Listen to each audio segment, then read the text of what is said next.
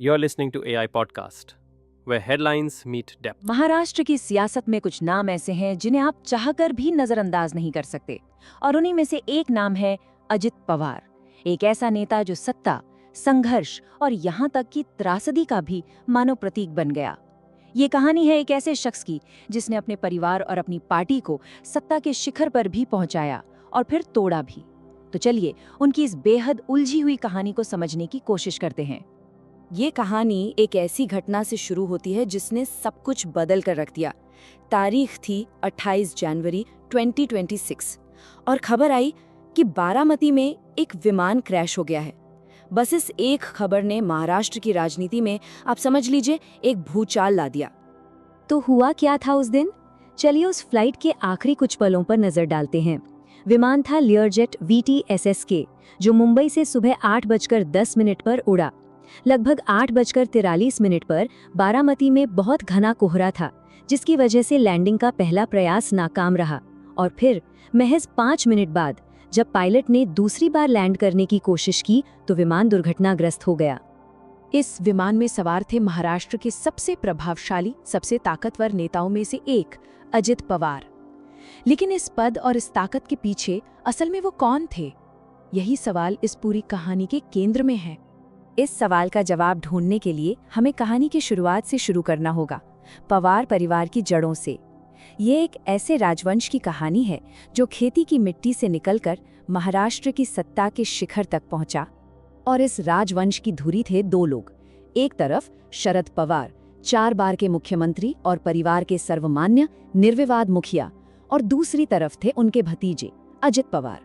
अजित ने अपने पिता का फिल्मी दुनिया का रास्ता छोड़कर अपने चाचा की राजनीतिक विरासत को चुना और देखते ही देखते उनके सबसे भरोसेमंद सिपह सालार बन गए।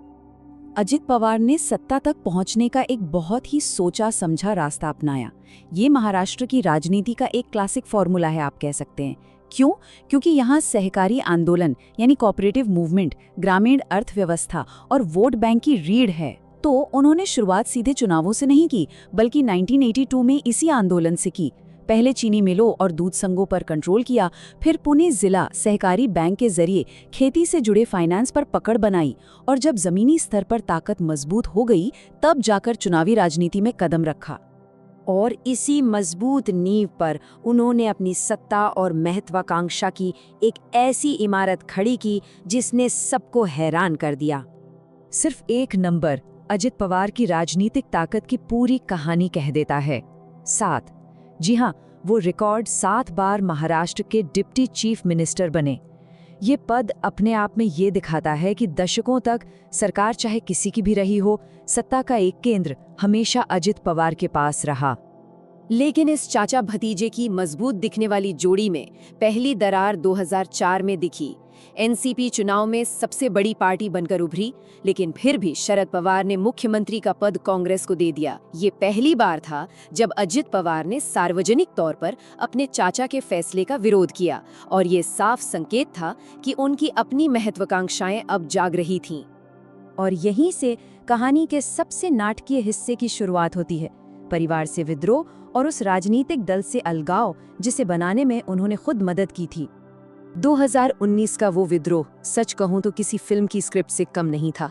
सोचिए, 22 नवंबर की शाम को एक रहस्यमयी फोन कॉल आती है और अजित पवार एक बहुत जरूरी मीटिंग से उठकर चले जाते हैं, और अगली सुबह खबर आती है कि उन्होंने विपक्ष के नेता देवेंद्र फडणवीस के साथ डिप्टी CM पद की शपथ ले ली है। हर कोई हैरान, परेशान, लेकिन ये सरकार सिर्फ 80 घंटे चली, क्योंकि आखिरकार परिवार ने उन्हें वापस लौटने के लिए मना ही लिया। लेकिन जो काम 2019 में अधूरा रह गया था वो 2023 में पूरा हुआ। इस बार अजित पवार ने एनसीपी के ज्यादातर विधायकों को अपने साथ लिया और पार्टी को आप समझिए बीच से तोड़ दिया। ये सिर्फ एक राजनीतिक दल का बंटवारा नहीं था, ये उस पवार परिवार का बंटवारा था जो दशकों से महाराष्ट्र की राजनीति के केंद्र में रहा था। और फिर कहानी में एक बहुत ही दुखद मोड़ आता है। मई 2025 में अपनी मृत्यु से कुछ महीने पहले अजित पवार ने खुद ये माना कि पार्टी और परिवार को तोड़ना एक गलती थी। शायद ये इस बात का एहसास था कि सत्ता के सबसे ऊंची सीढ़ी पर पहुंचकर भी उन्होंने क्या कुछ खो दिया था। तो चलिए अब उनके करियर के उस पहलू पर भी नजर डालते हैं जिसने हमेशा उन पर एक साया बनाए रखा। भ्रष्टाचार के वो बड़े आरोप। ये आंकड़ा देखिए, 70,000 करोड़ रुपए। ये उस सिंचाई घोटाले यानी इरिगेशन स्कैम का अनुमानित आकार था, जो उस वक्त हुआ जब वो जल संसाधन मंत्री थे। अब इस घोटाले के दो पक्ष थे। आरोप ये था कि 70,000 करोड़ रुपए खर्च करने के बाद भी राज्य की सिंचाई क्षमता में सिर्फ 0.1% की बढ़ोतरी हुई। वहीं सरकार का क्या कहना था? सरकार ने एक व्हाइट पेपर निकाला जिसमें दावा किया गया कि बढ़ोतरी 28% थी और ये सारा विवाद सर्वे के गलत तरीकों की वजह से हुआ है। लेकिन इस मामले का सबसे विवादास्पद मोड़ तो अभी बाकी था, साल 2019। याद है जब अजित पवार ने विद्रोह करके बीजेपी सरकार को समर्थन दिया था? ठीक उसके 48 घंटे के अंदर उन्हें इसी घोटाले में क्लीन चिट दे दी गई। इस टाइमिंग ने राजनीति और जांच एजेंसियों की निष्पक्षता पर कई गंभीर सवाल खड़े कर दिए। तो इन तमाम उतार चढ़ाव के बाद अजित पवार की विरासत को, उनकी लेगेसी को आखिर कैसे समझा जाए? देखिए, अजीत पवार को किसी एक खांचे में फिट करना बहुत मुश्किल है। वो एक कुशल और ताकतवर प्रशासक थे, लेकिन साथ ही एक विद्रोही भी। एक तरफ वो वफादार भतीजे थे, तो दूसरी तरफ परिवार से ही बगावत कर बैठे। घोटाले के आरोपों ने उन्हें घेरे रखा, लेकिन उन्होंने हमेशा अपनी महत्वाकांक्षा को सबसे ऊपर रखा। उनका पूरा व्यक्तित्व ही विरोधाभासों से भरा था। तो आखिर में सवाल यही रह जाता है, अजित पवार की विरासत को असल में क्या चीज परिभाषित करती है? उनकी बेपनाह ताकत, परिवार के साथ उनका वो उलझा हुआ रिश्ता, या फिर वो विवाद जो हमेशा साये की तरह उनके साथ चलते रहे? इसका जवाब शायद इतिहास के पन्नों में ही दफन है। इस AI पॉडकास्ट को देखने के लिए धन्यवाद। ताज़ा खबरों और गहन विश्लेषण के लिए हमारे चैनल को सब्सक्राइब करें और जुड़े रहें।